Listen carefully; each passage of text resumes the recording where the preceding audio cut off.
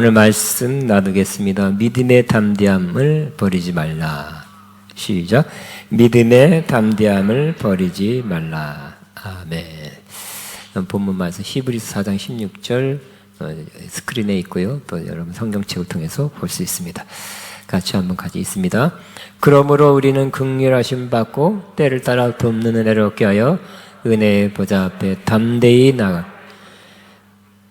시작. 그러므로 형제들아 우리가 예수의 피를 힘입어 그 길은 우리를 위하여 휘장 가운데 열어놓으신 새로운 살 길이요 휘장은 곧 그의 육체니라. 자, 그러므로 너희 담대함을 버리지 말라. 이것이 큰 상을 얻게 하느니라. 아멘. 믿음의 담대함을 버리지 말라는 제목입니다. 지금은 신앙적으로나 여러 면에서 또 정치적으로나 경제적으로 많이 흔들리는 때입니다. 많은 사람들이 회의적이고 또 갈등하고 있는 때입니다. 우리 그리스도인들도 많이 흔들리고 있습니다. 지난번 한 며칠 전에 나눴듯이 작년 6월 국민일보 설문조사에서 코로나 기간 작년 6월 경우는 한 1년 반 정도 지난 후에 당신의 신앙은 어떻습니까? 하는 설문조사에서 약 30몇 %는 믿음이 약해졌다, 믿음이 떨어졌다고 그렇게 말하고 있습니다. 그 다음에 10%는 아예 믿음을 떠났다고 그렇게 기독교 신앙을 버렸다 이렇게 말하는 사람도 있었습니다. 물론 30% 정도는 그대로다고 말했고요. 10%는 오히려 더 좋아졌다고 말한 바가 있습니다. 약 한국 크리스찬의 절반이 믿음이 흔들렸습니다. 다른 나라도 유사할 것입니다. 그러나 계속 흔들린다면 믿음이 약해질 것입니다. 더 약해지고 신앙적 회의감이 더 들게 될 것입니다. 그리고 더 나아가서 이 믿음 안에서 뭔가 소망과 기쁨을 찾을 수 없으니까 세상적으로 또 육적인 면에서 더 거기서 뭔가를 찾으려는 사람들이 더 많아지게 될 것입니다. 하나님께서는 그러나 우리에게 믿음을 가지고 살아라. 특별히 믿음뿐만 아니라 믿음의 담대함을 가지고 살아라고 말씀하고 있습니다. 이 히브리서는 흔들리는, 신앙적으로 흔들리는 공동체에 성령의 감동으로 써서 보내진 공적 서신입니다. 히브리서를 받는 공동체는 예수 그리스도를 믿는 믿음 때문에 핍박, 박해를 받았습니다. 특별히 구약 신앙만, 구약 성경만 믿는 유대교 사람들이 이 막 일어난 예수님 오심으로 말미암아 막 일어났고 또 예수님 십자가, 부활, 그리고 성령 강림으로 인해서 막 일어나고 있는 이러한 기독교 신앙을 가진 사람들에 대해서 저들이 잘못됐다고 생각하고 그들을 핍박했습니다. 로마 정부에 고소를 했어요. 그래서 로마 식민지 통치했기 때문에 로마 군정들이 사법권을 가지고 그들을 옥에 가두기도 하고 재판하기도 하고 어려움을 많이 주었습니다. 또 상업 조직인 길드에서 쫓겨났어요. 왜 쫓겨나냐면 같이 모여서 비즈니스하는 그런 조직인데 그들이 모임에서 모임할 때 그냥 모이는 게 아니라 어떤 신에게 제사를 드리고 모여요. 크리스찬 비즈니스한 사람들은 난 그거 할 수 없다니까 쫓겨난 일이 많이 있었습니다. 그래서 경제적인 불이익을 당하는 일이 많이 있었습니다. 그래서 그리스도인들은 갈등했습니다. 믿음이 흔들렸습니다. 많은 사람들이 내가 예수님 믿어서 결국 이렇게 어려움을 당하고 흔들리니 차라리 옛날 구약 신앙으로 돌아갈까? 그러면 안전할 텐데 이렇게 누가 이렇게 나를 뭐라 하지 않을 텐데 하고 갈등하는 사람이 많이 생기게 되었습니다. 막 구약 신앙으로 돌아가려는 사람, 막 믿음을 포기하는 사람들이 많이 생기게 됐던 것입니다. 그래서 하나님께서는 주의 종을 통해서 히브리서를 성령의 감동으로 쓰게 하시고 다시금 예수 그리스도에 대한 믿음을 다시 세워지고 경고해야 하고 계속 믿음으로 행하도록 촉구하고 있는 것입니다.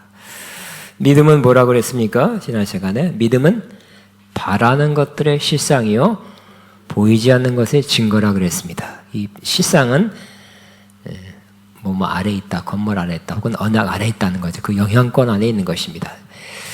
즉 더 좋은 번역은 믿음은 바라는 것들을 확신하는 것이다. 확신하는 것이라고 하는 것이 우리 이해가 더 잘 됩니다. 보이지 않는 것의 증거다. 또 마찬가지 계약서, 또 보증서, 증거물을 가지고 있는 것처럼 보이지 않지만 될 거다. 이루어질 거라고 확신하는 것이 믿음이라고 말씀 나눴습니다. 이 확신이란 말이 히브리서에 많이 나옵니다. 그런데 때로 한국어 번역에는 담대함으로 그렇게 바꿔놨어요. 비슷하지만 확신, 담대함은 잘못 생각하면 우리 성격적인 담대함, 용기, 용맹 있는 이렇게 생각할 수도 있어요. 유사하지만 그러나 확신은 뭔가 내가 들은 알고 있는 진리에 대해서 확신하고 있는 거죠. 우리는 같이 나누겠습니다. 그래서 담대함이지만 사실상은 영어로는 confidence, 확신으로 번역하고 있어요.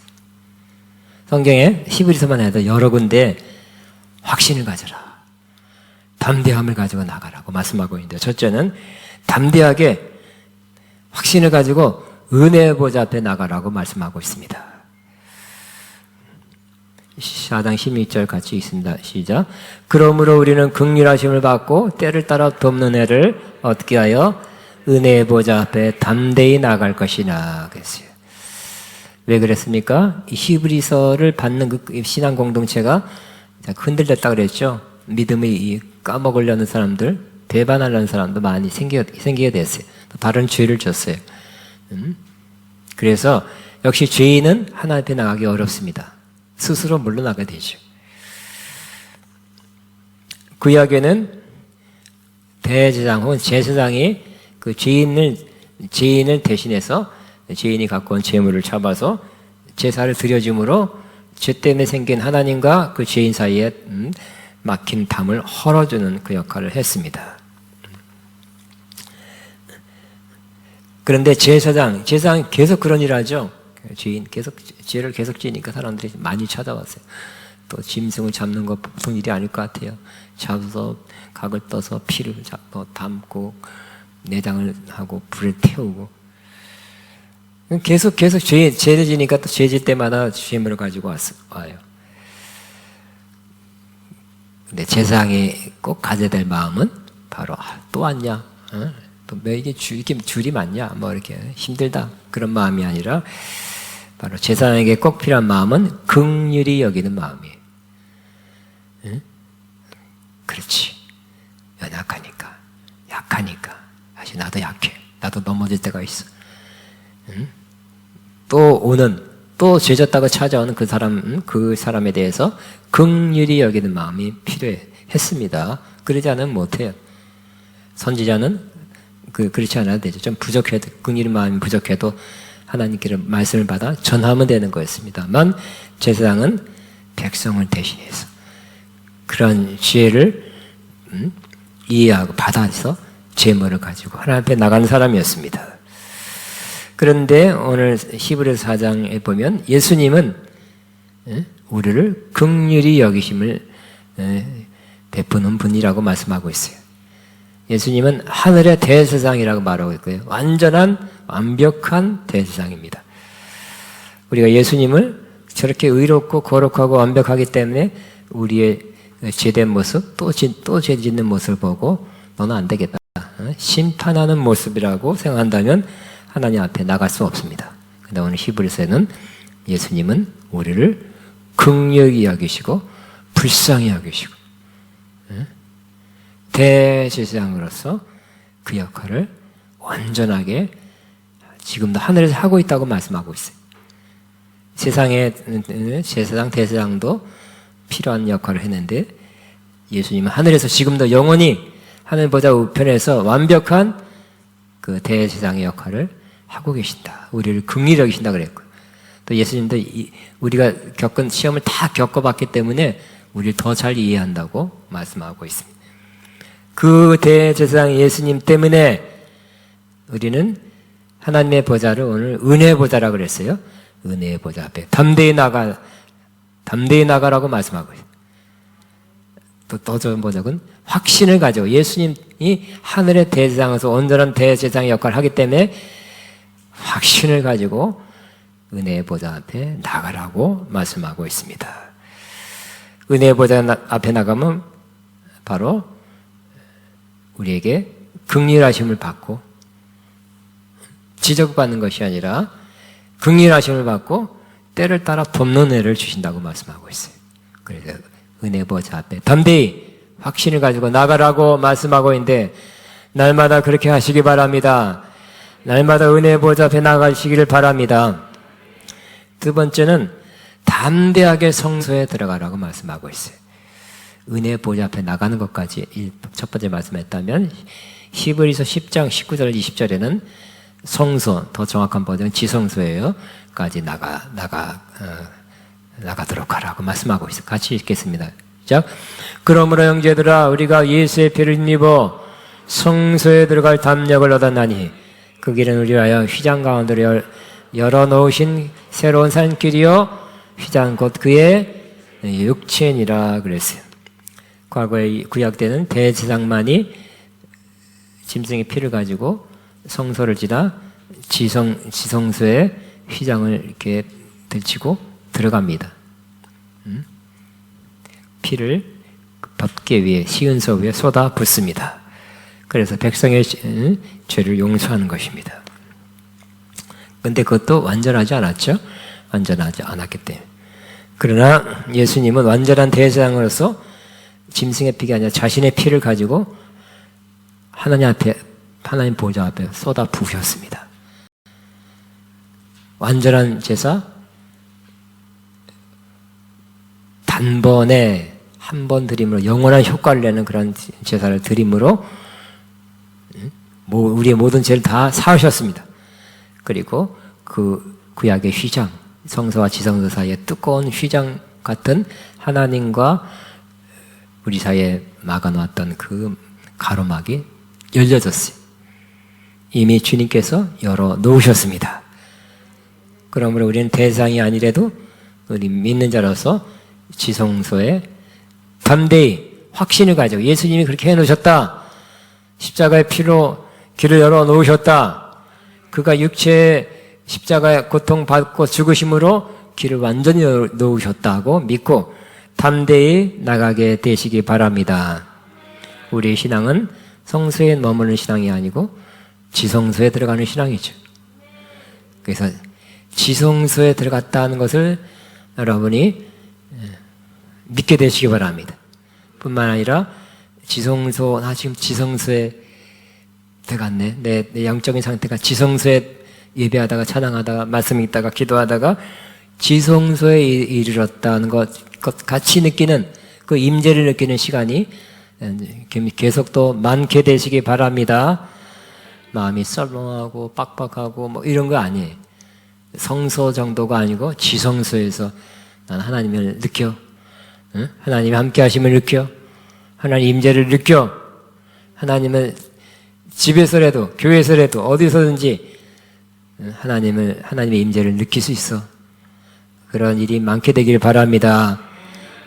예수님이 그렇게 길을 열어놓으셨기 때문에, 살 길을 열어놓으셨기 때문에 그렇게 할 수 있게 된 것입니다.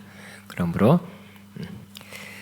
예수의 피를 힘입어 성소에, 지성소에 들어갈 담력을 얻었나니, 확신을 얻었나니, 이런 담력 혹은 확신을 꼭 계속 갖게 되시기 바랍니다. 나를 봐서는 못 가죠.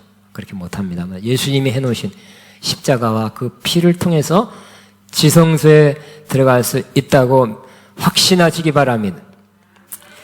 세 번째는 소망의 담대함, 확신을 굳게 잡으라고 말씀하고 있어요. 히브리서 3장이에요. 같이 한번 읽겠습니다. 시작.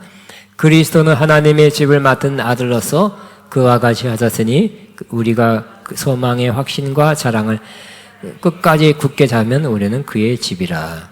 소망의 확신이라고 말. 소망, 희미한 소망이 아니라 소망의 확신을 굳게 잡으라고 말씀하고, 그럼 우리가 그의 집이 된다고 말씀하고 있습니다. 우리의 영원한 소망, 가장 큰 소망은 역시 천국입니다. 천국에서 하나님과 예수님, 그리고 먼저 간 천국 들어간 성도들을 만나서 영원한 복락을 누리는 것입니다. 갈수록 저와 여러분은 천국 소망이 분명해지시기 바랍니다.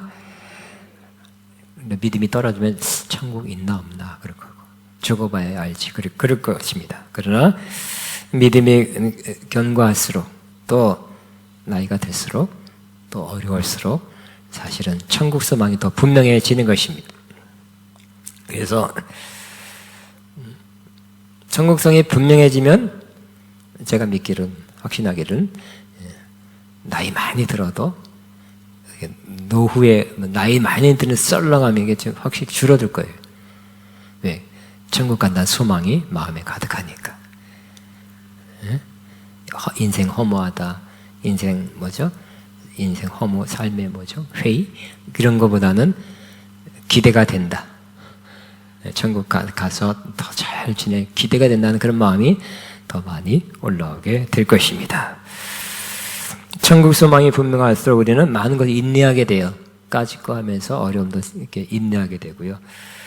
또 작은 일, 웬만한 것은 이겨내려고 인내하게 됩니다. 극복하려는 마음을 더 가질 수 있게 되는 것입니다. 우리는 천국 소망의 확신,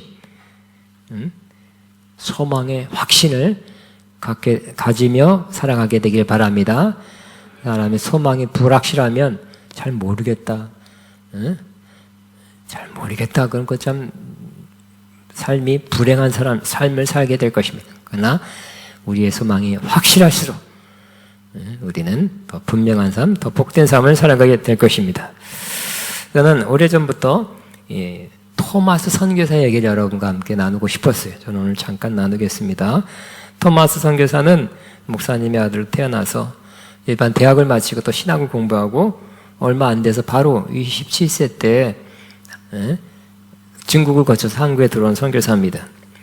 중국에 들어와서 먼저 중국까지 올 수 있으니까 한국은 오기 어려워요. 중국 와서 몇 개월 동안 있으면서 한국어도 배우고 뭐 성경도 준비하고 한데 보니까 우리나라 개신교보다 천주가 100년 먼저 들어왔죠. 들어와서 그냥 처음에 많이 퍼졌지만 홍선 대원군의 세국전쟁으로 핍박을 받았어요. 그래서 많이 죽었어요. 순교당했는데 유명한 곳이 있죠. 여기 마포구 합정동 거기 가면 절두산 거기서 다 모아놓고 목을 잘라서 다 죽였어요. 그래서 무슨 사업, 우리 역사 시간에 배웠습니다. 무슨 사업 4번에 있었던가. 근데 병인 사옥만 하더라도 전국에서 8,000명이 순교를 당했다고 합니다. 그런 직후라 한국에 조선에 들어오기 너무 어려웠다고 합니다.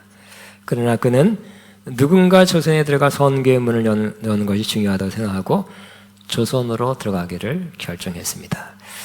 그는 조선에 들어오기 전에 자기 선교 편지, 선교 보고에 이렇게 썼다고 합니다.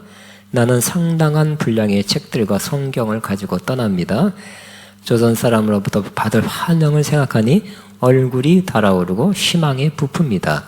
하나님의 말씀인 성경을 전하고 예수님을 전하여 구원에 이르게 하려고 떠나는 나의 노력이 언젠가는 반드시 인정받으리라고 믿고 나는 갑니다. 와, 이 젊은 선교사가 한국에 대한 소망을 가지고 이 조선에 낙후되고, 당시엔 굉장히 낙후됐죠.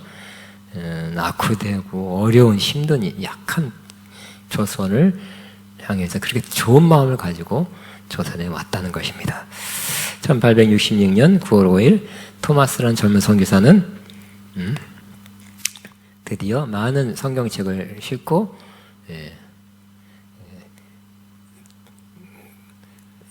배를 타고, 배는 저기죠, 제너럴 셔먼호를 타고 대동강에 도착했는데 그 당시는 서양에서 온 배다. 그래서 무조건 쇄국 막아라, 쏴라 그래가지고 포를 쏘고 해서 배는 불타게 됐어요. 근데 그 서양에서 온 배를 보겠다고, 큰 배를 보겠다고 많은 사람들이 몰려들었어요.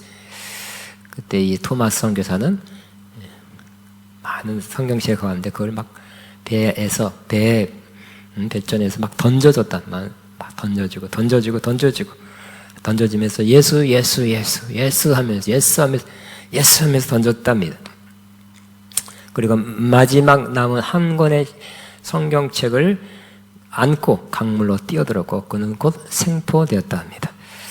조선 병사 박충권이 칼을 뽑아서 이제 위에서 지시대로 서양 침략자라고 그를 죽이기 위해서 다가왔습니다. 토마스 선교사는 죽음을 직감하면서 웃으면서 그에게 성경을 전해주었다고 합니다. 그리고 무릎을 꿇고 마지막 기도를 한 후 그의 칼에 조선의 땅에 그 대동강 모래사장까지는 밟았는데 조선에 도착하지도 못하고 선교하지도 못하고 젊은 나이에 피를 쏟고 순교하였습니다. 그는 피를 뿌리며 젊은 삶을 거기서 마감했습니다. 선교사역 제대로 못하고 너무 빨리 너무 일찍 마감해서 아깝다는 생각을 가질 수 있습니다.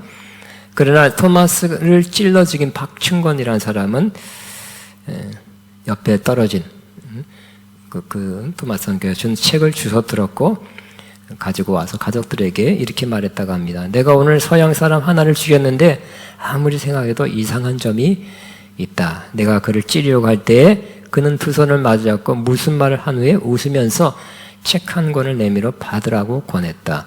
결국 그는 토마스를 죽이려 했지만 그 책을 받을 수 없어서 가지고 왔다 했답니다. 근데 그 성경책을 받은 박충권이라는 사람은 후에 평양교회의 장로님이 됐답니다. 믿음을 갖고. 그 토마스 선교가 막 배에서 성경을 막 뿌릴 때 그걸 주운 사람들이 꽤 있었는데 정복 관원도 있었고 20세의 이신행이라는 여자도 성경책을 얻어가지고 집에 왔는데 그 성경책을 읽고 최초의 여성 신도가 평양의 여성 신도가 됐다고 합니다. 또 성경책을 주운 사람 중에 박영식이라는 사람은 성경책 종이가 너무 좋아서 찢어가지고 벽에다 도배지로 썼답니다. 옛날에 그 신문지도 썼잖아요. 그 성경책 벽지를 후에 나중에 본 그 선교사님과 다른 분이 그걸 보고 깜짝 놀라고 그분은 전도했답니다. 그래서 그 여관을 했는데 여관에도 그 성경책을 막 붙여놨는 그 도배지로 붙여놨는데 그 여관 그 전도를 받아 그는 믿는 자가 되었고 그 여관이 교회로 변했다고 합니다. 그리고 그 교회가 바로 개신교 최초의 교회인 널다리골 교회라고 합니다. 근데 이 널다리골 교회는 후에 평양 대부흥이 터진 장대현 교회가 되었다고 합니다. 토마스 선교사는 비록 젊은 나이에 짧은 생을 살았고 그 헌신은 미미한 것 같았지만 그 후에 한국 교회에 끼친 영향은 지대한 것이었습니다. 1932년 토마스 선교사의 순교를 기념하기 위해서 기념 예배당이 세워졌는데 그 추출들에 이런 문구가 새겨져 있다고 합니다.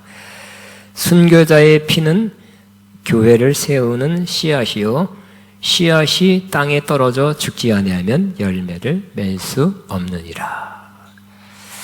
토마스 선교사는 한국에 대한 소망을 갖고 한국이 잘 되고 한국이 정말 주님 안에 변화될 거라는 그 소망을 가지고 있었고 또 천국 소망을 가지고 있는 젊은 나이에 와서 비록 짧았지만 짧게 끝나는 것 같았지만 그 효과는 평양에 뿌려져서 한때 평양은 제2의 예루살렘이다 하고 불릴 만큼 신앙의 부흥을 이뤘던 도시가 되었던 것입니다.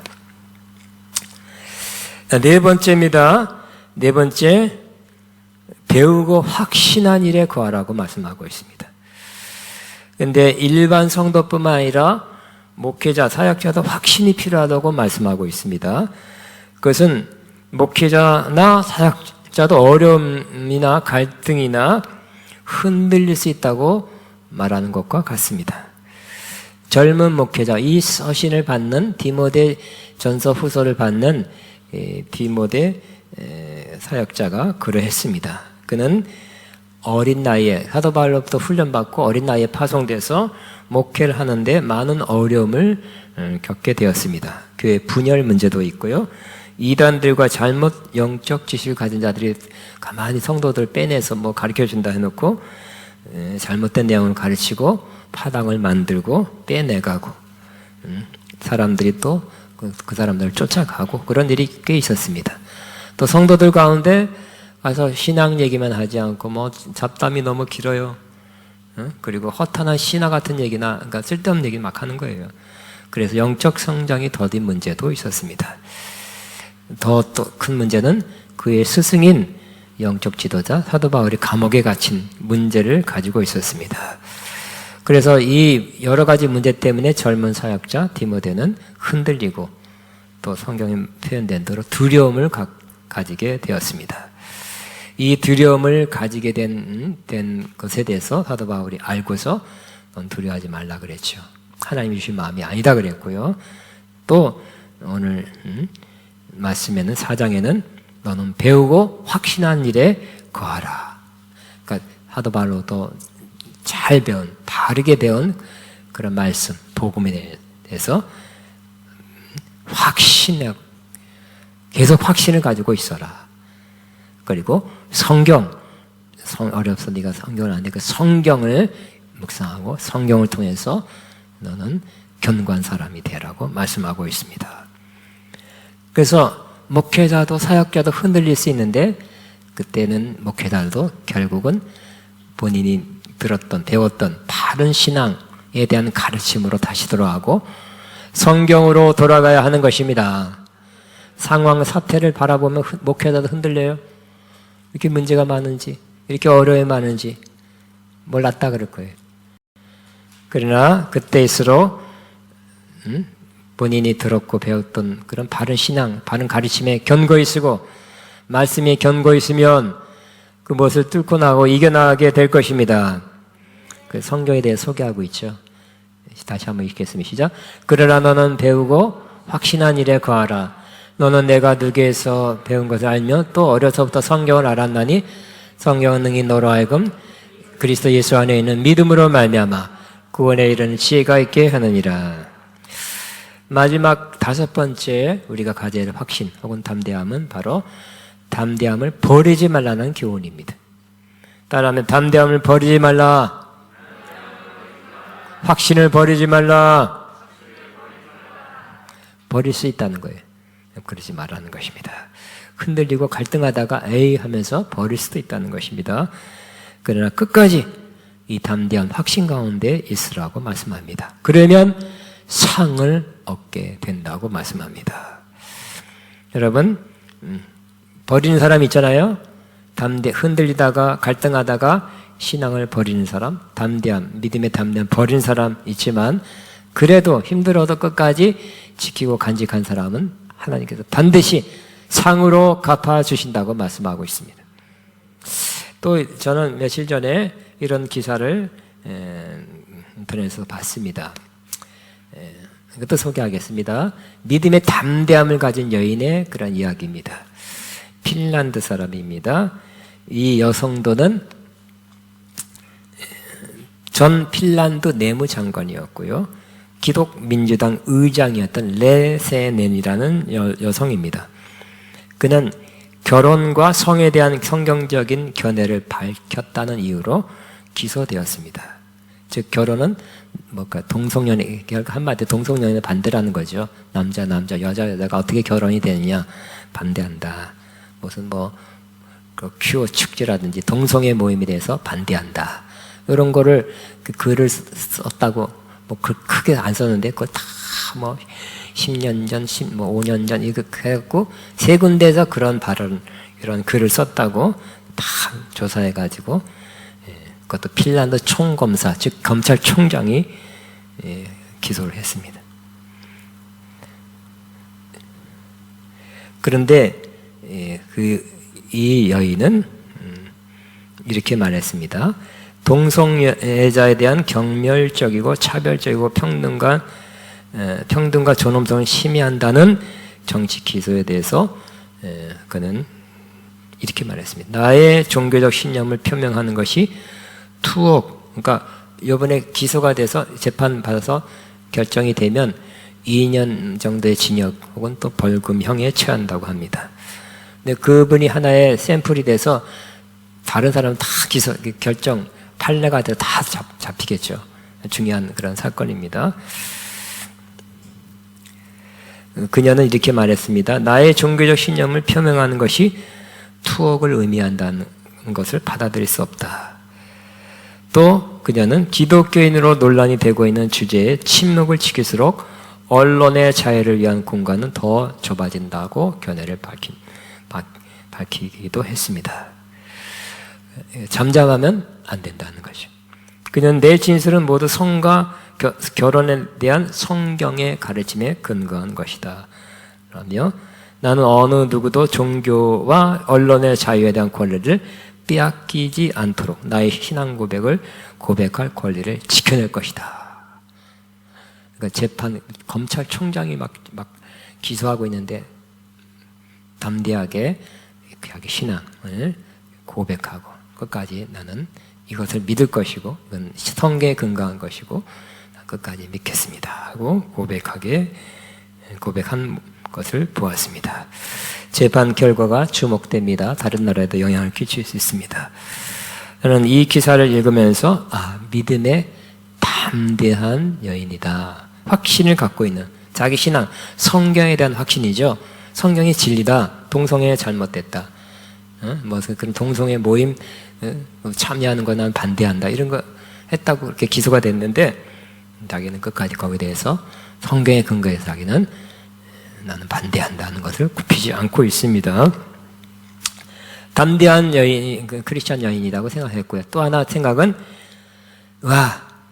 이렇게 검찰총장이 기소하는 것에 대해서 굽히지 않는 모습을 또 표현하는 그때 이미 주님께서 그걸 보시고 상으로 쌓아놓으셨다고 생각되었습니다. 이미 하늘의 상을 준비하셨다고 믿게 되었습니다. 여러분, 지금은 우리는 우리 신앙의 담대함 혹은 확신을 꼭 가져야 할 때입니다. 문제 때문에, 어려움 때문에, 힘든 것 때문에 흔들릴 수도 있지만, 그죠? 차별금지법 같은 유사한 법이 만들어져서 우리가 믿는 성경에 대한 그러한 신앙을 계속 견제하지 못하도록 그냥 가만히 있으라는 거예요. 성경은 뭐냐? 그러나 언제 될 수도 있을까? 하도 막 교묘하게 껴서 뭐 교묘한 방법으로 자꾸 통과시키려고 계속 몇 번 시도하는지 계속 시도하고 있죠. 계속 또 기독교인들이 반대해서 적극적인 그리스도인들이 반대해서 우리나라에서 이렇게 통과는 안 되고 있죠. 곧 될 수도 있을 것 같아요. 이렇게 막 교묘하게 그리고 또 이 청원 반대하려고 청와대 이번에 뭐 댓글 거기에 다쳐서 반대도 못했다고 하는데요. 그래도 저와 여러분 하나님 살아계시고 성경은 진리고 난 성경의 진리대로 살 것입니다 라는 그런 확신 혹은 담대함을 저는 버리지 않게 되기를 바랍니다. 세상에서 혹은 벌을 받아도 하늘에서 큰 상을 받게 될 것입니다. 오늘 뭐라고 말씀하고 있습니까? 그러므로 시작. 그러므로 너희 담대함을 버리지 마라. 이것이 큰 상은 조그만 상이 아니에요. 큰 상은 아멘. 우리의 확신을 혹은 담대함을 저버리지 않는 어려움 때문에 핍박 때문에 박해 때문에 버린다면 큰 상은 놓치게 될 것입니다. 이미 믿음 구원, 믿음 때문에 겨우 구원을 받아서 천국에 갈 수는 있어도 상은 없을 것입니다. 아멘. 다시 한번 믿음의 담대함을 버리지 말라. 시작. 믿음의 확신을 버리지 말라. 담대하게 은혜 보좌 앞에 나가라. 담대하게 지성소로 나가라. 소망의 담대함을 굳게 잡으라. 배우고 확신한 일에 거하라. 담대함을 버리지 말라. 주여만 하고 기도합니다. 주여, 시아라라마마.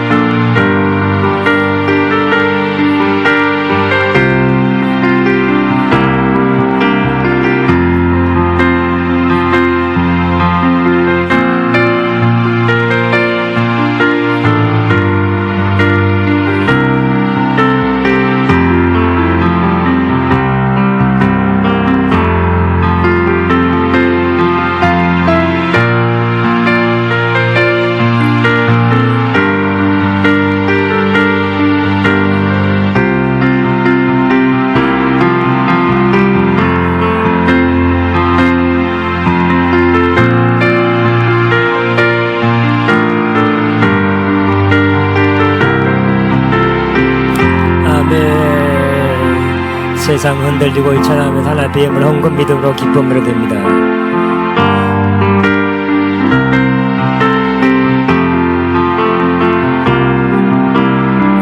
세상은 흔들리고 사람들은 변하여도 나는 주를 섬기니 주님의 사랑을 영원히 변하지 않는 나는 주를 신뢰해. 오직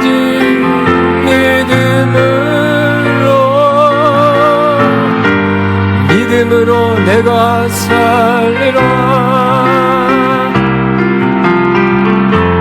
오직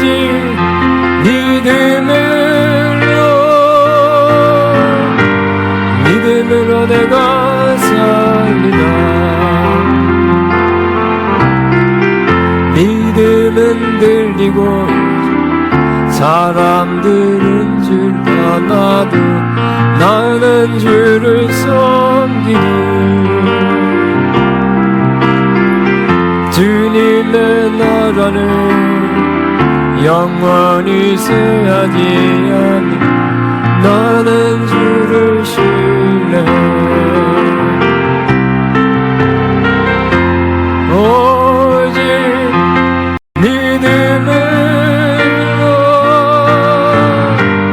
믿음으로 내가 살리라.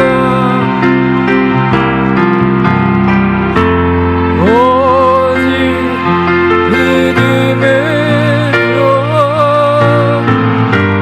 믿음으로 내가 오직 의인은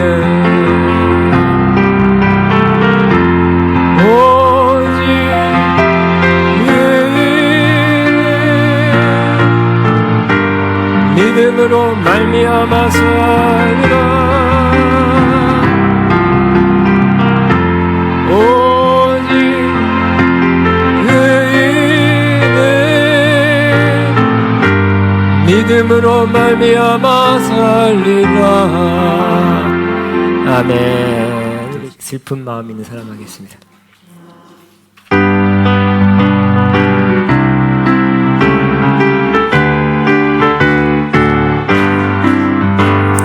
슬픈 마음 있는 사람 예수 이름 믿으며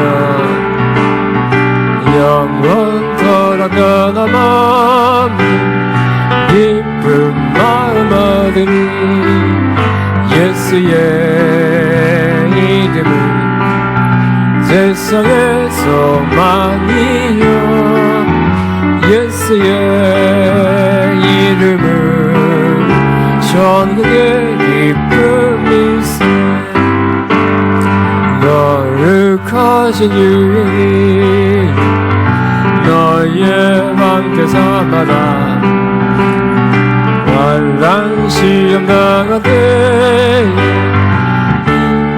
기도드려라 예수의 이름은 세상의 소망이요 예수의 이름은